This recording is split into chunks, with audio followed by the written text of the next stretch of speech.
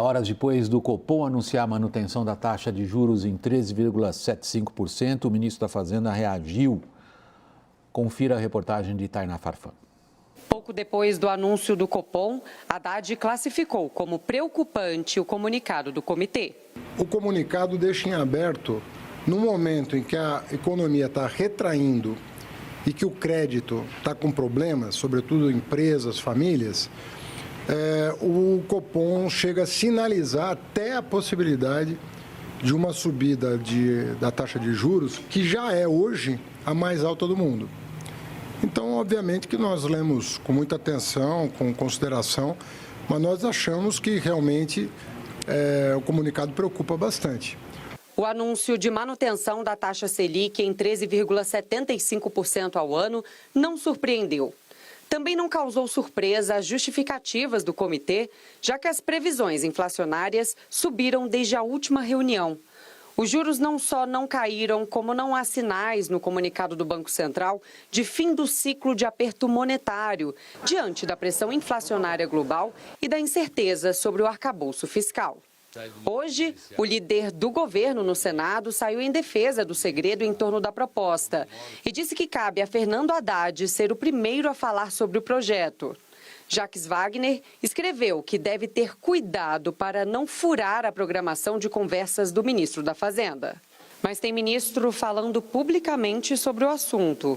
Rui Costa, da Casa Civil, expôs as diferentes visões do PT e de lideranças parlamentares sobre a futura regra. Segundo Rui Costa, elas são legítimas e necessárias. Disse ainda que o presidente Lula não quer a paz dos cemitérios no debate sobre o assunto, quer contribuições. E comentou sobre a decisão de Lula de divulgar o novo marco fiscal só depois da viagem à China. O que é que ele quer antes de formalizar a proposta? Submeter a proposta a olhares diferentes. Então, ele entendeu, ao conhecer as diretrizes gerais, que era prudente submeter esse conceito a outros olhares. O que isso há de ruim? O que isso muda entre ser antes da viagem ou depois da viagem? Não muda absolutamente nada. Enquanto o arcabouço não sai, o Banco Central fica na espera com a taxa de juros inalterada. Já a ofensiva política não dá trégua. E vem mais por aí. Palavras do próprio ministro da Casa Civil. A reação do governo vai ser continuar questionando e criticando o presidente do Banco Central por essa decisão. Luiz Fernando Figueiredo, a autoridade monetária justifica a manutenção da taxa básica de juros, a Selic, com critérios que ela define como técnicos, particularmente persistência da inflação e a ausência de uma política fiscal convincente. Essa argumentação técnica para de pé?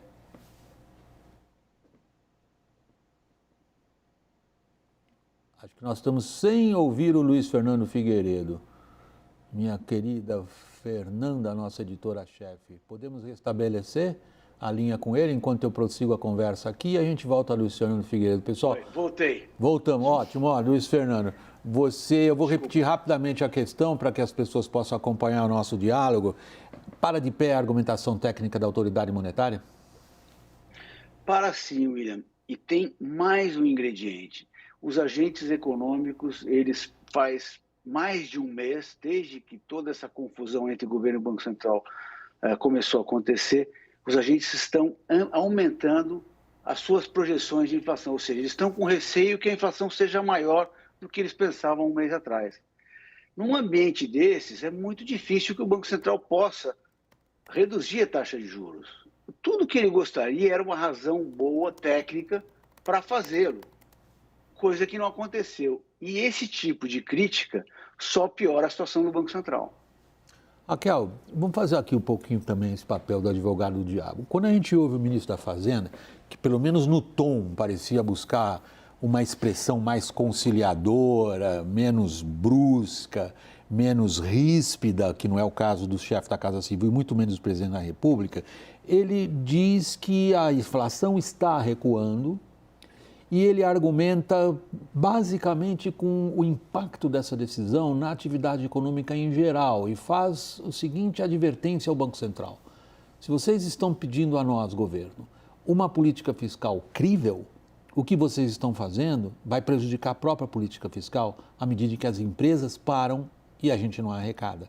Para de pé? É porque o argumento do ministro Fernando Haddad é que o juro vai provocar um crescimento mais baixo e aí a gente vai ter queda de arrecadação e o resultado fiscal vai ser mais frágil. A questão é qual é a razão desse crescimento mais baixo? São os juros? A visão do governo, sim. Ou é toda a incerteza que nós temos nesse cenário econômico e nesse cenário político que prejudica investimentos, desenvolvimento, essa inflação tão alta? É difícil separar essas coisas. Os juros altos certamente atrapalham a capacidade de investimento. Agora, o ambiente de incerteza e a expectativa de inflação cada vez mais alta, ele também atrapalha o crescimento. O ministro Fernando Haddad, ele ficou emparedado hoje, né? Ele tinha toda a ala política do governo contra ele, falando alto, Rui Costa, até mesmo o Alexandre Padilha e principalmente o Lula. Ele teve o Banco Central num comunicado mais duro do que a gente esperava por conta do cenário externo e ele ficou com pouquíssimos aliados. Tinha ali Jacques Wagner, que publicou um tweet favorável, a equipe econômica de sempre, Tebet e Alckmin, que também não vieram a público, e ele tem contado muito, pelo que eu apurei, com o Arthur Lira, mas que também não se manifestou, mas tem atuado nos bastidores. Mas a situação delicada dele, William. Caio e Daniel, os dois estão assim, prontos para entrar no debate político. Eu vou pedir um segundinho de paciência a vocês dois, nossos repórteres puro sangue de política, que eu vou a mais uma questão de economia, aproveitando a presença do Luiz Fernando Figueiredo, e é inevitável que a gente vá para o campo da política. Luiz Fernando, quando a gente considera, do ponto de vista do governo, a visão que a equipe econômica tem dos seus dilemas, dos seus desafios, o que você assinalaria como o principal obstáculo que ela enfrenta fora juros? Bom, nós hoje estamos num ambiente em que o crédito está ficando muito mais escasso, né? Então, de fato, o crédito mais apertado vai gerar um menor crescimento lá na frente. Agora, o que a gente tem que entender é que o Banco Central precisa esfriar a economia, a atividade precisa cair ou reduzir o seu ritmo para que a inflação ceda. Então não adianta ficar o Banco Central, por um lado, querendo esfriar a economia e o governo, do outro lado, dizendo que tem que acelerar. Nós precisamos esfriar como o mundo inteiro está fazendo. Esfria um pouco a economia, é uma coisa temporária, a inflação cede e você volta a acelerar. Agora, se você quiser cortar o caminho, a inflação não vai cair, pelo contrário, ela vai subir. Vamos à política então, Daniel e Caio. Caio, quem ganhou essa queda de braço? Bom, por hora, quem está ganhando essa quebra de braço é o Roberto Campos Neto, que tem uma autonomia, tem uma independência ali para tomar a decisão, junto com os assessores lá do Copom, do Banco Central, a decisão que quiser. O que eu penso que está crescendo muito é não apenas, e acho que a gente não pode olhar tão somente como o outro lado, o lado contrário ao Banco Central, sendo o governo / PT. Essa disputa e essa briga do Banco Central com o governo, ela cresce na medida em que cresce uma briga e uma disputa interna dentro do governo, principalmente, que está ficando cada vez mais clara entre o ministro da Casa Civil, Rui Costa, e o ministro da Fazenda, Fernando Haddad. E eu só divirjo um pouco, eu vejo Padilha, eu não vejo Padilha nessa toada Glaze, PT, Lula, né? É importante a gente olhar o tom de cada manifestação. A manifestação do Haddad agora, ele disse, foi preocupante. Padilha hoje na entrevista aqui para a CNN não vai no mesmo tom, e é o tom diferente ao do Rui Costa. O tom diferente é do presidente Lula, o tom diferente é da Glaze. Isso permite que a gente veja quem está com quem ali dentro. E isso deve crescer, porque houve aí um fato correlato a esse, que é a indicação dos diretores para o Banco Central. O Haddad ofereceu 6 nomes para o governo e atribui-se na equipe econômica ao Rui Costa ter vazado 2 deles. E hoje, nessa fala à noite, o Fernando Haddad, questionado sobre isso, diz não tem martelo batido. Então, isso está crescendo e isso acaba ajudando. Então, não tem uma briga só Banco Central-governo. Tem uma briga dentro do governo que acaba refletindo na forma e na estratégia dessa relação com o Roberto Campos Neto e com o Banco Central. Daniel, você vê que nós estamos falando já de 2 brigas, né? Nós falamos de uma briga que é a briga do governo com o Banco Central e nós estamos falando de uma briga dentro do governo. A qual delas você quer se referir inicialmente?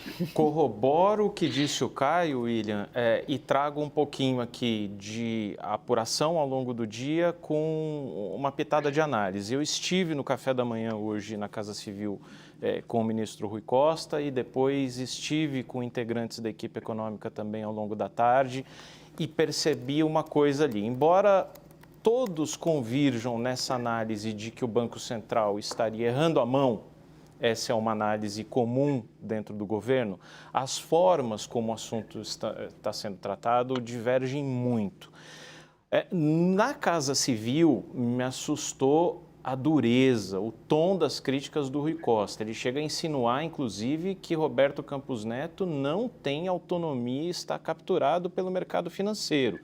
Diz em determinado momento, na conversa com um pequeno grupo de jornalistas, o seguinte: quem falou em algum momento que nós iríamos apresentar arcabouço fiscal antes da viagem à China ou antes da reunião do Copom? É preciso lembrar que o próprio Haddad criou essa expectativa no mercado, na imprensa, não fomos nós que saímos aventando essa possibilidade.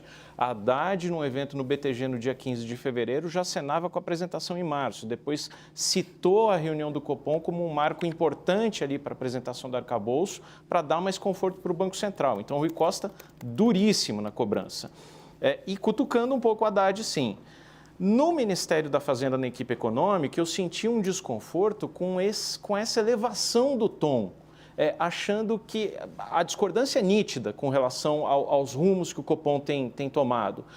Mas o que o Ministério da Fazenda e a equipe econômica estão batalhando é convencer por dentro o Banco Central com argumentos técnicos e achando que é muito contraproducente essa ofensiva, essa guerra midiática, essa colocação de todas as culpas contra o inimigo maior do povo, Roberto Campos Neto.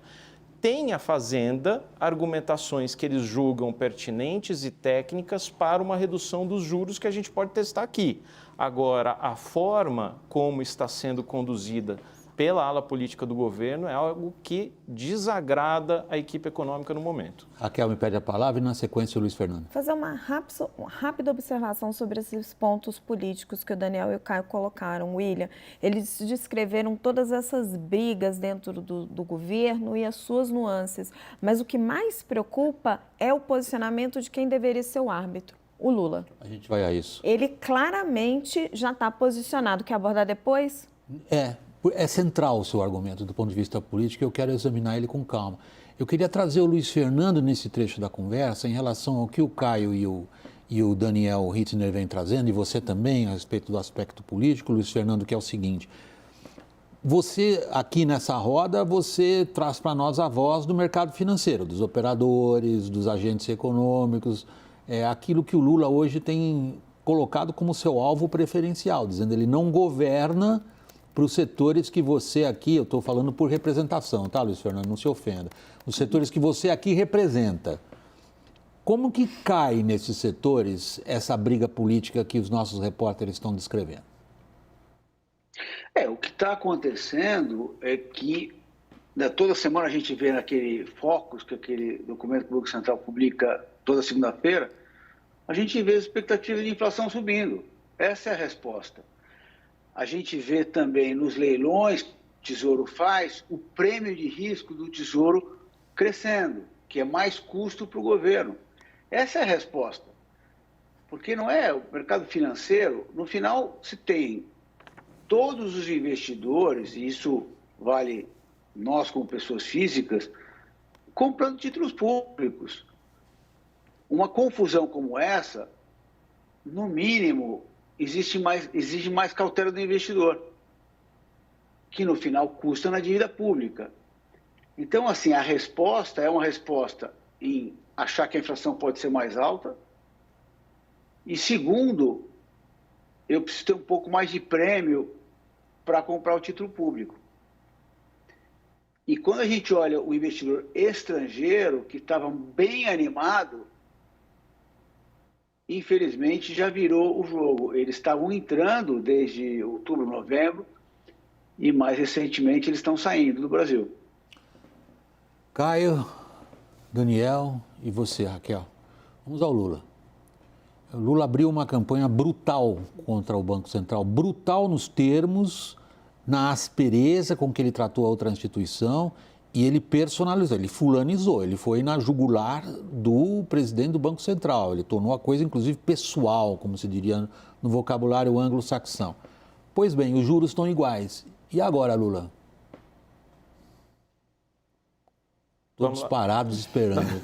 Vamos ver quem pega correndo. Queria ouvir a Raquel antes. Posso, William? Agora eles empurraram para você primeiro, Raquel. Vamos lá. Não, acho que eles foram gentis porque eu tinha começado a falar do assunto. Eu acho que o que mais preocupa nessa briga toda que a gente enxerga entre os ministros é o posicionamento do Lula. Porque ele deveria ser o árbitro. Né? Por exemplo, na reoneração dos combustíveis, ele acabou pendendo para o lado do Haddad. E nesta questão não acho que ele esteja falando para a plateia. Eu acho que ele está absolutamente convicto da tese que a ala mais à esquerda do PT está defendendo, de que mais gasto é bom para o país, de que precisa mais investimentos. Então, William, ele pode até ceder se o Haddad fizer um desenho mais palatável do arcabouço fiscal, mas como ele tem uma convicção de fundo, a gente vai acabar batendo num muro, cedo ou tarde. Vamos lá, deixa eu refazer a pergunta então ao Caio inicialmente, depois ao Daniel. O Daniel está me fazendo sinal com o dedo várias vezes, às vezes a câmera não... Não, sim, então vocês vão indo pelo telão também. Daniel, o Lula comprou uma briga importante, uma briga política grave. Como que você antecipa que ele vai reagir? Já deu, os ministros da ala política já deram o tom e o Rui Costa já deixou claríssimo. Gleisi Hoffmann também no tweet, vai haver de novo uma escalada contra o Banco Central e contra Roberto Campos Neto. E isso deixa a situação do Copom, do Banco Central, muito difícil, inclusive para a próxima reunião, porque qualquer sinalização ali pode ser vista como benevolência, como tolerância, como pouca independência em relação ao governo. Então, isso acaba, na própria visão da Fazenda, sendo um pouco contraprodutivo. A Fazenda e a equipe econômica estão reagindo com argumentos. Esperavam um comunicado mais suave. Se você vê a grande diferença em relação ao último comunicado, além do comunicado da reunião do Copom, a grande diferença é a retirada de elevada incerteza no arcabouço fiscal, nos rumos da política fiscal, para só incerteza. Isso diz alguma coisa em bancos centralês, mas não é muito pouco para a escalada toda que houve. Agora, a Fazenda tem argumentos técnicos aqui, por exemplo, alguns argumentos elencados aqui que eu ouvi hoje pela Fazenda. Os preços livres começam a baixar. Você tem algumas consultoras, embora poucas, colocando a inflação em 2023 já dentro do teto da meta. E você tem uma conjuntura, desde 2021 o Brasil não faz nenhum IPO. As empresas não estão lançando debêntures porque a remuneração está altíssima, os juros estão altíssimos, não é uma fonte confiável mais.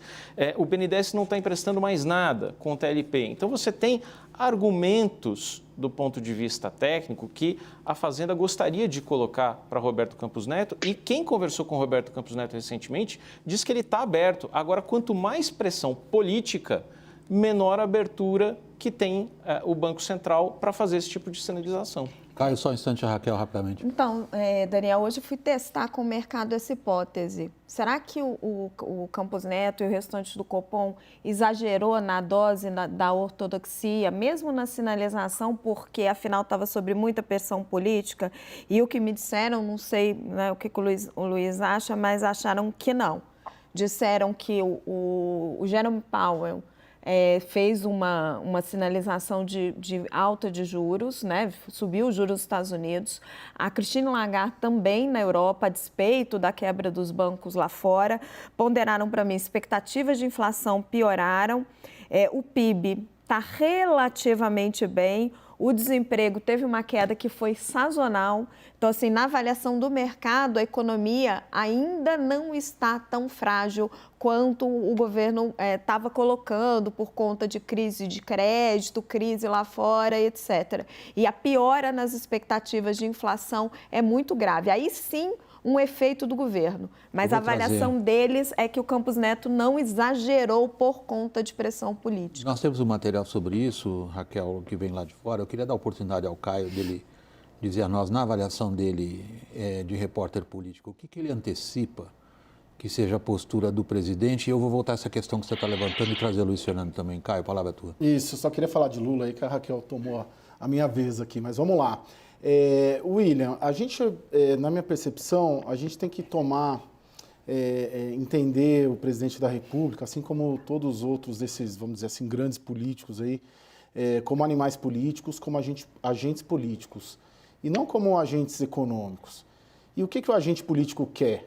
Ele quer ganhar a eleição, né? Invariavelmente, não duvido que uma das grandes preocupações para o Lula hoje é ganhar a próxima eleição. É que o projeto político dele, que foi eleito agora, seja reeleito em 2026. E aí, nesse contexto, ele ter o Roberto Campos Neto como um adversário político é muito cômodo, mais até do que concepções econômicas, que até acredito que ele, nessa toada, está mais, sim, com o Rui Costa, com a Gleisi, sobre a visão, com o Mercadante, sobre a visão de qual deve ser o rumo da economia, do que que estaria ali com a visão da equipe econômica. Mas mais do que isso, o que está no topo das preocupações dele hoje, sendo o plano principal reeleger esse projeto político, é importante que tenha um adversário, um inimigo, vamos dizer assim, ali na esplanada do porte do Roberto Campos Neto. Hoje, imagina se o Roberto Campos Neto não estivesse lá, imagine se o Banco Central não fosse independente, imagine se fosse um aliado escolhido pelo Haddad, ou pelo Lula, ou pelo Rui Costa, o presidente do Banco Central. Ficaria muito mais difícil para o governo, para este governo, justificar a situação e que se encontra. Né? Você está invertendo o velho provérbio, você está dizendo que essa é uma derrota com gosto de vitória. Sim, sim. Eu vejo o Roberto Campos Neto hoje, ter ele ali onde ele está, para o Lula, é extremamente importante e cômodo para a construção de um discurso político que elege um responsável e um culpado por uma eventual tragédia econômica ou tragédia do governo, ou que o governo não consiga se reeleger. Ele pode chegar no ano que vem e falar, poxa, a economia não cresce porque os juros são altos. Ali é muito cômodo. Se fosse um aliado, ele não teria essa liberdade para fazer isso. É o Banco Central expiatório, né? O bode expiatório perfeito. E vou trazer um pouco do noticiário de fora para a gente poder incorporar isso na nossa conversa. Já foi mencionado aqui, e vocês que nos acompanham são gente sempre muito bem informada também, já sabem que o Federal Reserve, é o Banco Central dos Estados Unidos, ele também anunciou, ele também não, né? Porque nós não anunciamos taxa, nós continuamos com ela igual. Anunciou o Banco Central americano hoje uma taxa de juros de 0,25 ponto percentual, 0,25 a quarter. Com esse aumento, o intervalo de referência dos juros está na faixa de 4,75% a 5%. Durante o anúncio, o presidente do Fed, Jerome Powell, citou a turbulência que atingiu o sistema bancário dos Estados Unidos com as quebras do Silicon Valley Bank e do Signature Bank, além do socorro bilionário recebido pelo banco First Republic. Powell reiterou que o sistema bancário americano é sólido, resiliente e que a extensão dos efeitos desses acontecimentos recentes é incerta, mas deve pesar, na opinião do Powell, na atividade econômica do país, com créditos mais restritivos e risco de inflação. Luiz Fernando, o cenário lá fora, descrito pelo Powell como... Ele não fala num credit crunch, mas é o medo, né? E numa inflação persistente que ameaça a recuperação? Então, vamos dizer, o regulador nunca vai poder dizer que nós estamos diante de um credit crunch, né? Mas ele age para que não aconteça um credit crunch. O Banco Central americano ainda acha que são casos isolados, embora algum impacto no crédito tenha. Por isso, o jogo, vamos dizer, o caminho da taxa de juros pode continuar. Então, assim, ele está dizendo, olha, eu admito que vamos ter um aperto de crédito, mas eu tenho que continuar meu caminho porque a economia esfriou muito menos do que eu preciso para levar a inflação onde eu preciso que ela vá. Raquel, você antecipa o impacto desse cenário externo aqui sobre a política econômica do nosso governo? William, eu fiquei com a sensação, tanto do movimento do Federal Reserve quanto do movimento do Banco Central Europeu, que eles foram mais hawkish, como se diz no jargão do mercado, né? Foram mais ortodoxos do que se esperava por conta dos problemas do Credit Suisse na Europa e dos problemas dos bancos na Califórnia. Eles não tergiversaram, eles continuaram subindo as taxas para controlar a inflação. E aí, se eles continuam numa trajetória de alta de taxas de juros, embora o nosso diferencial ainda seja muito grande, complica um pouco para nós, porque a gente tem que tomar cuidado com isso, porque tem reflexo no câmbio. Deixa eu aproveitar que você conversou lá com o pessoal da equipe econômica hoje pela manhã, Daniel, e passar a você essa missão de trazer para nós como é que o cenário internacional está sendo visto lá. Mas para não cortar a sua resposta, eu vou para um breve intervalo comercial e na sequência você retoma o programa, Daniel Riesener. A gente já está de volta. Até já.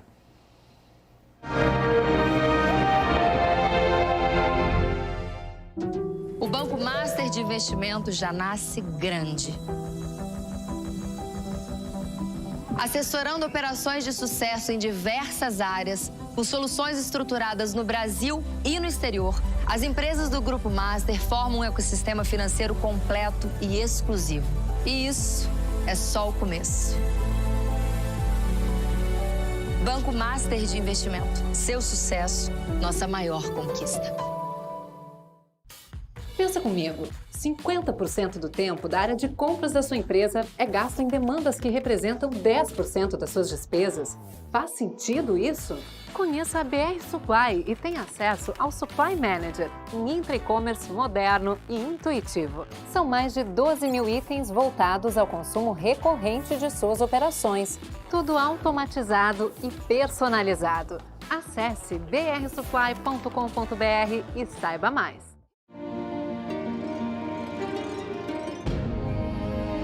Cuidar é contar com atendimento médico de qualidade nas principais especialidades. Para isso, conte com a Bradesco Saúde. Bradesco Saúde, com você, sempre. Eu saio da cidade, procuro essa escuridão da noite preta, calada noite preta.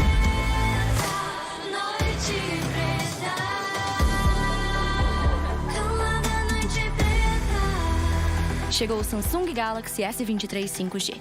Aproveita essa oferta na Vivo. Março, o mês do desconto progressivo na Silvia Design. Quanto mais você compra, menos você paga. É isso mesmo. Os descontos podem chegar em até 80%.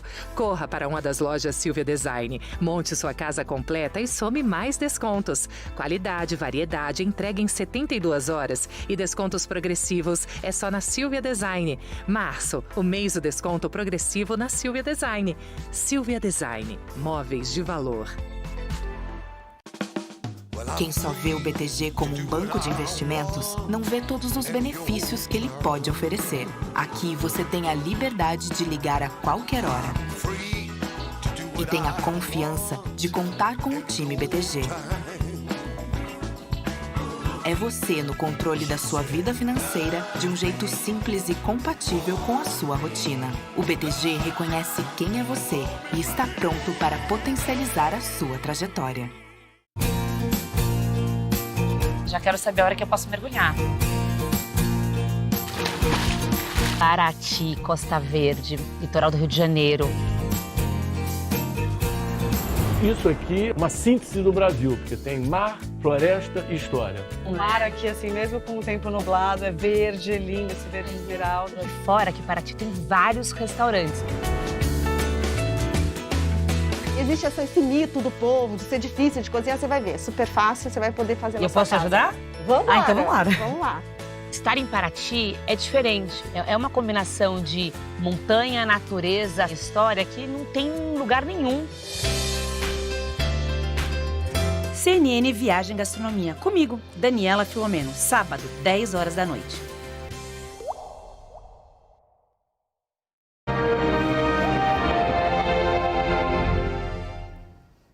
Voltando no intervalo, Daniel cumprindo a promessa. O que a equipe econômica está achando da coisa lá fora?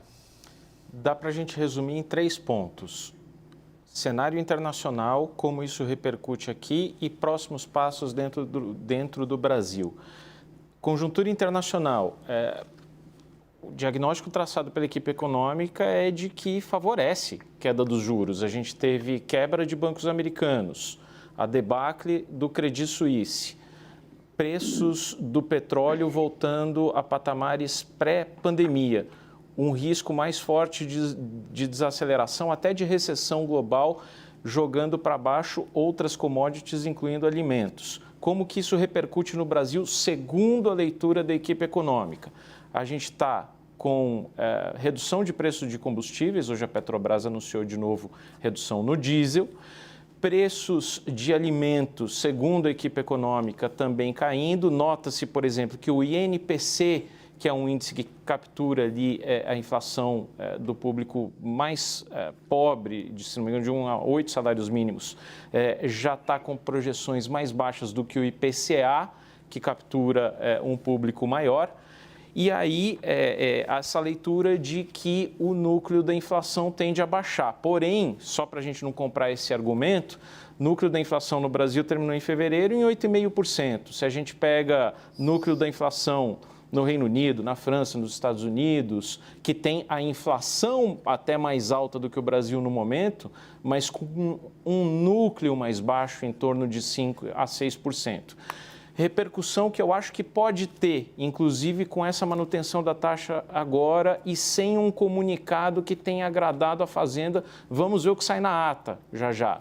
Mas repercussão de concreto, acho que pode esquentar o debate no Conselho Monetário Nacional em torno de um ajuste na meta de inflação de 2023 e 2024. Esse assunto acho que volta já. Deixa eu ver com o Luiz Fernando, a leitura tal como descrita pelo Daniel Hittner, da equipe econômica, em relação a esses números básicos da economia, está correta, Luiz Fernando? Infelizmente, ela não está correta, porque, como o Daniel disse, o núcleo de inflação, que ele tira aquelas coisas que são sazonais, ou que subiram muito ou caíram muito, ele está alto demais. Se ele tivesse mais baixo, a discussão seria outra e o Banco Central poderia reduzir a taxa de juros. Então, assim, o que está acontecendo é diferente. O próprio Banco Central americano e o Banco Central europeu disseram, embora estejamos com problema em vários bancos aqui, nós vamos continuar a trajetória de subir os juros, porque a inflação está muito alta. Então, o Brasil deveria ir na contramão do que o mundo está indo? Não me parece que seria o melhor caso, né? Como é que está do ponto de vista político exatamente essa discussão, Caio? Ela impõe uma decisão estratégica. Pela descrição, que o Daniel faz e que o Luiz Fernando pondera, o governo brasileiro tem que decidir alguma coisa em relação a como é que ele vai se comportar frente a esses, digamos, fatores que vêm de fora e os fatores que ele enxerga aqui dentro. Você percebe essa discussão sendo travada por quem, em que direção? William, eu sinto a questão da mudança da meta da inflação, ela perdeu um pouco de força, né? Eu vi que o Daniel, ele traz essa informação de que ela deve voltar, mas eu não vejo ela mais muito viva. E eu considero que os próximos 10 dias, esse debate sobre taxa de juros, a política, essa guerra interna do governo, ela tende a se intensificar. Por quê? Porque na semana que vem sai o comunicado, né? E aí mais detalhado. A semana que vem sai o relatório de inflação e necessariamente Roberto Campos Neto vai dar uma coletiva, não sei se é na terça-feira ou na quinta-feira, e na outra semana, no dia 4 de abril, o Roberto Campos Neto vai ao Senado. Ele já confirmou ali essa ida ao Senado na Comissão de Assuntos Econômicos. Então, nos próximos 10 dias, a política, e misturado aí com o debate do arcabouço fiscal, ainda ficará extremamente contaminada, tanto por uma exposição maior das posições do Banco Central, como também por esse debate aparentemente interminável sobre o arcabouço fiscal, William. Raquel? Não, William. Não, peraí. Posso complementar, William? Claro, perdoe, eu estava olhando e vi você. Não, perdoe, Daniel, estava prossiga, pedindo, por não, favor. não quero cortar a Raquel. Não, ninguém se arrisca a isso. Gente, mas Jamais. Eu nem jamais. pedi a palavra. A gente está querendo que você fale, Raquel. Não, nem pedi a palavra, estou aqui ouvindo. Engraçado o seguinte, né? Concordo em gênero, número e grau com o Caio que há uma tentativa de demonizar, principalmente da ala política, do governo e do PT, demonizar Roberto Campos Neto e tê-lo como uma figura de inimigo do povo. Curioso que o ministro Rui Costa hoje faz até uma comparação com o voto de Ricardo Lewandowski no STF contra os critérios da lei das estatais, dizendo, puxa, tanto rigor para um ex-governador, um político, um dirigente partidário assumir um cargo em estatal e cargo no Banco Central. Se você é independente, você tem que ser independente de todo mundo, de governo e do mercado. Aí ele questiona... o pessoal do Banco Central hoje é independente do mercado, como que dizendo que o Roberto Campos Neto não, está amarrado pelo seu pensamento ali muito próximo, está capturado pelo mercado financeiro. Aí o curioso, quando ele condena essa porta giratória, a pessoa sai do mercado, vai para o Banco Central, depois volta para o mercado em pouco tempo, é engraçado que aí se encaminha uma indicação, tudo leva a crer que haverá uma indicação de um executivo para a diretoria de política monetária que vem do mercado financeiro e que tem uma longa trajetória. E isso não é ruim, isso, pelo contrário, é muito positivo. Agora, o governo discursa de uma forma e age de outra. Então, mas aí só reforça essa tese, né, Daniel, de que se trata basicamente, de política. O que eles estão fazendo é política. Você tem um debate econômico, sobre linhas econômicas, linhas de pensamento econômico, isso existe, sempre existirá. Mas o tom, ele é potencializado por questões políticas. Para o Lula, é interessante ter o Roberto Campos Neto onde está. Agora, Raquel, para encerrar. Então, agora eu gostaria de fazer uma observação. É interessante isso, né? Os comentários do ministro Rui Costa, e a gente sabe que ele está fazendo um grande esforço para viabilizar o PAC, excluir os investimentos da regra fiscal, assim como o ministro Fernando Haddad até já admitiu uma transição que vai deixar solto aí os gastos com saúde e educação. Por que os políticos têm tanto empenho em manter esses gastos soltos? Porque é aí que estão as grandes obras, aí que estão as oportunidades de corrupção. E assim, acho que nunca é demais lembrar que o ministro Rui Costa acaba de fazer uma campanha para indicar a própria mulher para ganhar um salário muito alto no Tribunal de Contas, acho que do município ou do estado, se não me engano, agora ali um salário altíssimo. Então, assim, também existe essa mistura, né, entre o que os políticos acreditam na economia e o que é conveniente também para os interesses deles.